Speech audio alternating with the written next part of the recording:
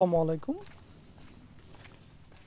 প্রিয় আলিয়া মাদ্রাসার শিক্ষক ও শিক্ষিকাগণ এবং আমার সংযুক্ত ইবতেদায়ী মাদ্রাসার শিক্ষকগণ, আপনারা কেমন আছেন?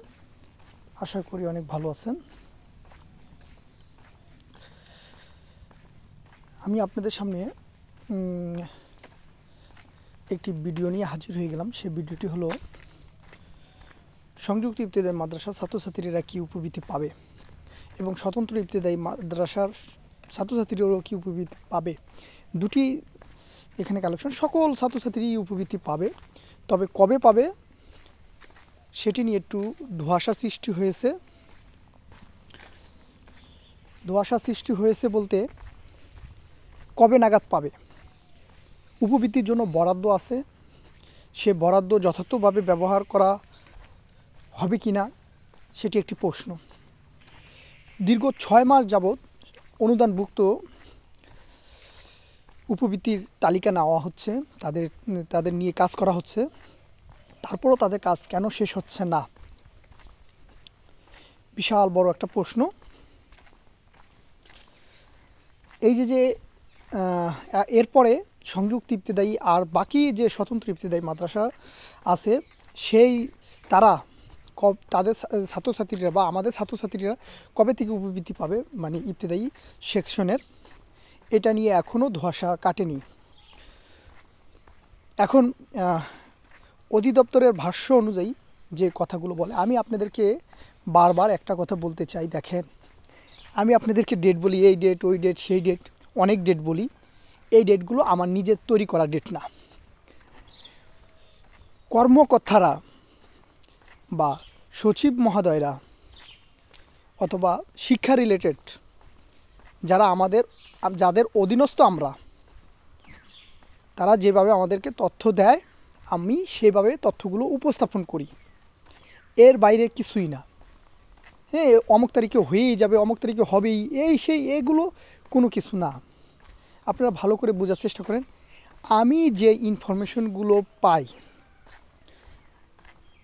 স্যারদের কাছ থেকে, সেই তথ্যগুলো আমি আপনাদের কাছে উপস্থাপন করার চেষ্টা করি।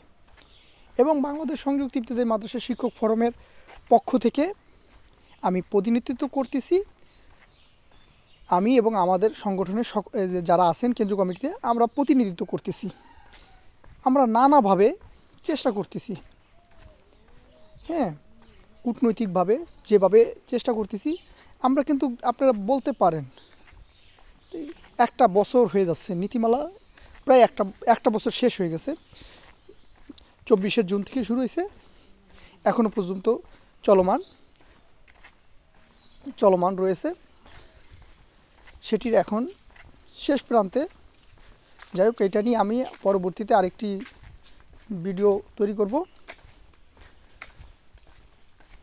সো ওই ভিডিওটা বিস্তারিত হবে। এখন আমি যেটা নিয়ে ভিডিও তৈরি করতেছি সেটা নিয়ে কথা বলি।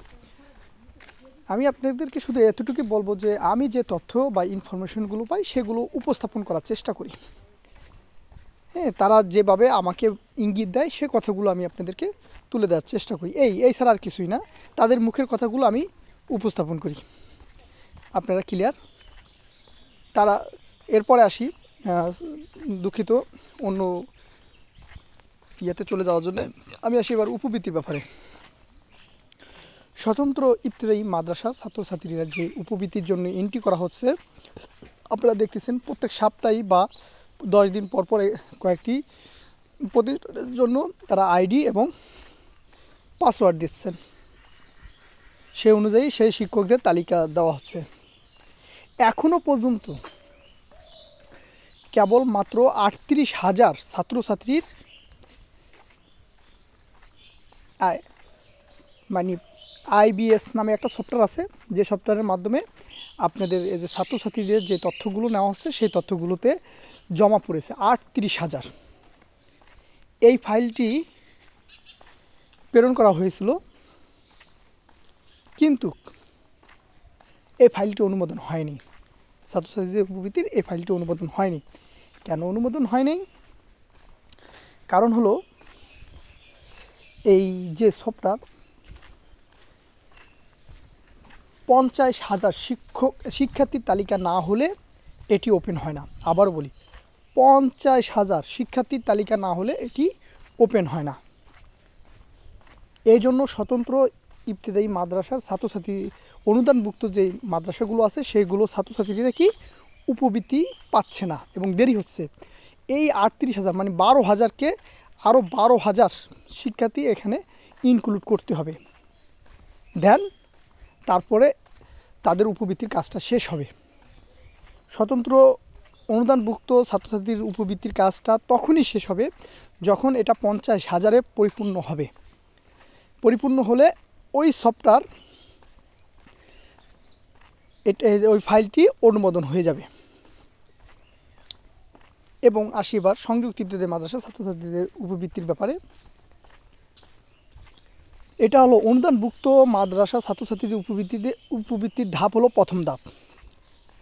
আমি স্যারকে প্রশ্ন করছিলাম, স্যার তাহলে আমাদের সংযুক্ত ইবতেদায়ী মাদ্রাসার যে উপবৃত্তির ছাত্রছাত্রীদের উপবৃত্তির জন্য একটি চিঠি প্রদান করেন বা এদের সাথে করেন। স্যার বলছিল, দেখেন অনুদানভুক্তদের সাথে আমরা সংযুক্ত ইবতেদায়ী অথবা আলিয়া মাদ্রাসার ইবতেদায়ী ছাত্রছাত্রীদেরকে অ্যাডজাস্ট করব না, ঠিক আছে?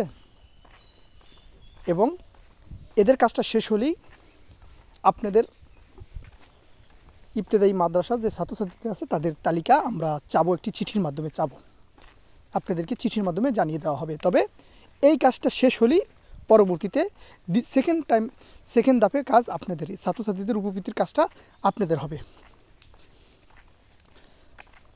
বুঝতে পারলেন? এবং অন্যান্য স্বতন্ত্র ইবতেদায়ী মাদ্রাসার ছাত্রছাত্রীদের উপবৃত্তি কীভাবে পাবেন তাদের সেই কথার প্রশ্নের জবাবে তিনি বললেন যে তখন আমি বললাম যে আরও তো ইবতেদায়ী মাদ্রাসা আছে যেগুলো অনুদানবিহীন, তাদের কি অবস্থা হবে? তখন তিনি বললেন যে তাদের ডাটাবেজ এখনও আমাদের কাছে নাই, তথ্য তালিকা এখনও আমাদের কাছে সেই পরিপূর্ণভাবে আমরা নিতে পারিনি। আপনাদের কাজ দ্বিতীয় টাইপের কাজ শেষ হলেই তৃতীয় ধাপের কাজটা শুরু হবে। এখন আপাতত আমরা প্রথম ধাপের কাজই এখনও শেষ করতে পারিনি। এই কারণে এই কাজটা শেষ হলে দ্বিতীয় ধাপের কাজের জন্য আমরা চিঠি প্রদান করব। সেটা এই কাজটা যেদিনই শেষ হবে তারপরে আমরা আপনাদের চিঠি দিয়ে দেবো। এই বছরে যদি কাজটা শেষ হয়ে যায় তাহলে আমরা ডিসেম্বরে আপনাদেরকে চিঠি দিয়ে দেবো বা নভেম্বরে চিঠি, মানে যখনই কাজ শেষ হবে তখনই আমরা দিয়ে দেবো। কিন্তু প্রথম ধাপের কাজ না শেষ হলে আপনাদের ছাত্রছাত্রীদের কাজ আমরা শুরু করতে পারবো না। তাহলে আপনারা বুঝতে পারছেন কারণটা কি। সো আজকের ভিডিওটা এতটুকুই, এবং পরবর্তী ভিডিওতে থাকবে আপনাদের 5-এর বৃত্তি পরীক্ষার যে ফিটা ধরা হয়েছে সেই ফি সংক্রান্ত একটি ভিডিও আপলোড করা হবে ইনশাল্লাহ আগামীকাল। সো আজ রাখার আগে আরেকটি কথা বলতে চাই, আমরা কিন্তু বাংলাদেশ সংযুক্ত ইবতেদায়ী মাদ্রাসা শিক্ষক ফোরাম কিন্তু 12টি প্রস্তাব দিয়েছিলাম, তার ভিতরে 8টি প্রস্তাব, সম্ভবত 8টি প্রস্তাব স্যাররা আমাদেরকে বলেছেন তোমাদের 8টি প্রস্তাব গৃহীত হয়েছে, তার ভিতরে কিন্তু আমাদের উপবৃত্তিটাও আছে। দেখেন উপবৃত্তির কাজ কিন্তু চলমান রয়েছে, আমাদের এই কাজটা হচ্ছে না কেন সেটা আপনাদেরকে ব্যাখ্যা দিলাম, ব্যাখ্যা এবং বিশ্লেষণ করে বোঝানোর চেষ্টা করলাম। আশা করি আপনারা যেহেতু শিক্ষক সেহেতু আপনারা বুঝতে পারবেন। সো আজ রাখি, আল্লাহ হাফেজ, আসসালামু আলাইকুম রহমতুল্লাহি ওয়া বারাকাতুহু।